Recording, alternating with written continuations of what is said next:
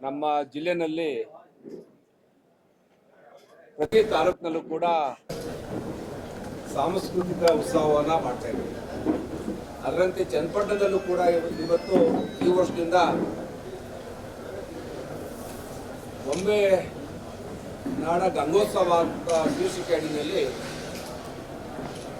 ಸಾಂಸ್ಕೃತಿಕ ಹಬ್ಬವನ್ನು ಮಾಡಬೇಕು ಅಂತೇಳಿ ತೀರ್ಮಾನ ಮಾಡಿ ಒಂದಷ್ಟು ಕ್ರೀಡಾ ಚಟುವಟಿಕೆಗಳು ಪ್ರಾರಂಭ ಮಾಡಿ ಇವತ್ತು ಈ ವಾರದಿಂದಲೇ ಹಬ್ಬಕ್ಕೆ ತಯಾರಿಯನ್ನು ಮಾಡ್ಕೊಂಡಿದ್ದೀವಿ. ಅಂದರೆ ನಾವು ಸಾಮಾನ್ಯವಾಗಿ ಸಂಕ್ರಾಂತಿ ಆದಮೇಲೆ ರೈತಾಪಿ ಜನ ಬಿಡುವು ಸಿಗುತ್ತೆ, ಅವರ ವ್ಯವಸಾಯದ ಬಿಡುವು ಸಿಕ್ಕಿದ ಮೇಲೆ ಯುಗಾದಿ ತನಕ ಅವರು ಭಾಳಷ್ಟು ಹಬ್ಬ ಹರಿದಿನಗಳನ್ನ ಮಾಡಿಕೊಂಡು ಹಿಂದೆ ನಾಟಕ ಮಾಡಿಕೊಂಡು ಬೇಕಾದಂಥ ಒಂದು ಕಾಲ ಇತ್ತು. ಬದಲಾದಂಥ ಪರಿಸ್ಥಿತಿನಲ್ಲಿ ಇವತ್ತು ನಾವು ಇಡೀ ತಾಲೂಕಿನ ಜನಗಳನ್ನು ಒಟ್ಟಿಗೆ ಸೇರಿಸುವ ದೃಷ್ಟಿಯಿಂದ ಒಂದು ರೀತಿಯ ಸಂಘಟನೆ ಅಂತಾದ್ರೂ ಪರವಾಗಿಲ್ಲ, ಅವರೆಲ್ಲರನ್ನೂ ಒಟ್ಟಿಗೆ ಸೇರಿಸಬೇಕು, ಇಡೀ ತಾಲೂಕಿನ ಜನಸಾಮಾನ್ಯವನ್ನು ಒಂದಕ್ಕೆ ವೇದಿಕೆಯಲ್ಲಿ ತರಬೇಕು ಅಂತ ಹೇಳಿ ಹಲವಾರು ಸಾಂಸ್ಕೃತಿಕ ಕಾರ್ಯಕ್ರಮಗಳನ್ನು ಇವಾಗ ರೂಪಿಸಿದ್ದೀವಿ. ಅದರಲ್ಲಿ ರೈತರಿಗೆ ಈಗ ಭಾಳ ರೈತರು ಇವತ್ತು ಅವ್ರಿಗೂ ಒಂದು ಸ್ಪರ್ಧೆಗಳಿವೆ.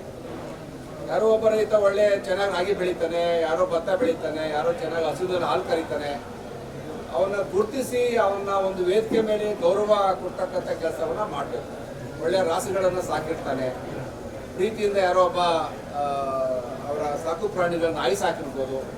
ಹೀಗೆ ರೈತರನ್ನ ಗುರುತಿಸ್ತಕ್ಕಂಥ ಕೆಲಸ, ಅವರ ಕೃಷಿ ಚಟುವಟಿಕೆಗಳು ಇವಾಗ ವಿರಾಮ ಇರೋದ್ರಿಂದ ಅವರನ್ನು ಸಾಂಸ್ಕೃತಿಕವಾಗಿ ತೊಡಗಿಸ್ಕೋಬೇಕು.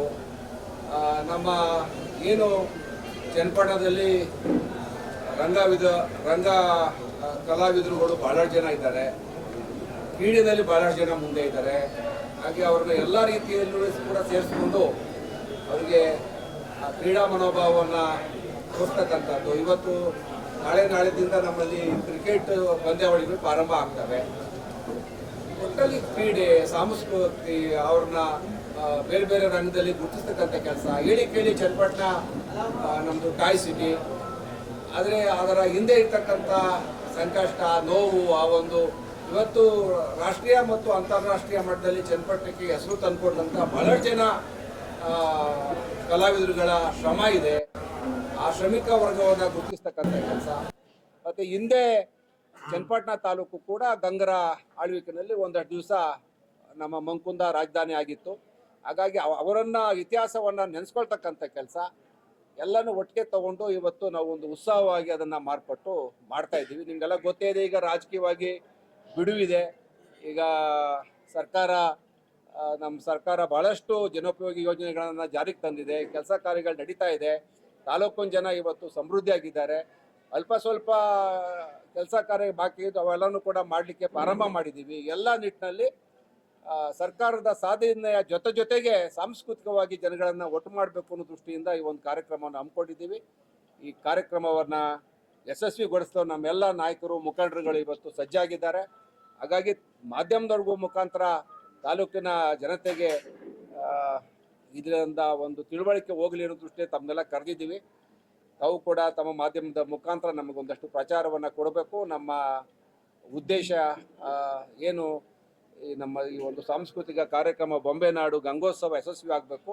ಆ ನಿಟ್ಟಿನಲ್ಲಿ ನಾವು ಎಲ್ಲ ರೂಪುರೇಷೆಗಳನ್ನು ಮಾಡ್ಕೊಂಡಿದ್ದೀವಿ. ಇದಕ್ಕೆ ನಮ್ಮ ಉಪಮುಖ್ಯಮಂತ್ರಿ ಡಿ.ಕೆ. ಶಿವಕುಮಾರ್ ಅವ್ರನ್ನು ಕೂಡ ಕರ್ಕೊಂಬರಬೇಕು ತಾಲೂಕಿಗೆ ಅಂದ್ಕೊಂಡಿದ್ದೀವಿ. ಡಿ.ಕೆ. ಸುರೇಶ್ ಅವರು ನೇರವಾಗಿ ಅವರು ಭಾಗಿಯಾಗ್ತಾರೆ.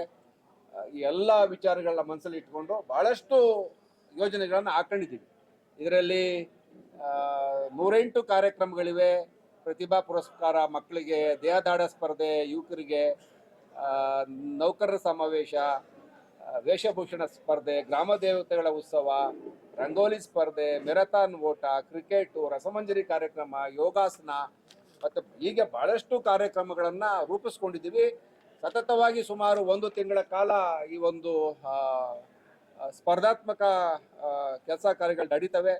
ಈಗ ರೈತರುಗಳನ್ನು ಯಾವ ರೀತಿ ಪ್ರೋತ್ಸಾಹ ಮಾಡಬೇಕು, ಮೇಕೆ ಸಾಕೋರಿಂದ ಹಿಡಿದು ಕುರಿ ಸಾಕೋರು, ಕೋಳಿ ಸಾಕೋರಿಂದ ಹಿಡಿದು ಅವರಿಗೆ ಪ್ರೋತ್ಸಾಹವನ್ನು ಕೊಡಬೇಕು, ಹೈನುಗಾರಿಕೆ ಮಾಡ್ತಕ್ಕಂಥ ರೈತರಿಗೆ ಉತ್ತೇಜನ ಕೊಡಬೇಕು. ಎಲ್ಲ ದೃಷ್ಟಿಯಿಂದ ಇಡೀ ತಾಲೂಕಿನ ಎಲ್ಲ ಸಮುದಾಯಗಳನ್ನು ಒಟ್ಟಿಗೆ ಬೆಸೆತಕ್ಕಂಥ ಕೆಲಸ ಈ ಒಂದು ಬೊಂಬೆನಾಡ ಆ, ಗಂಗೋತ್ಸವ ಕಾರ್ಯಕ್ರಮ.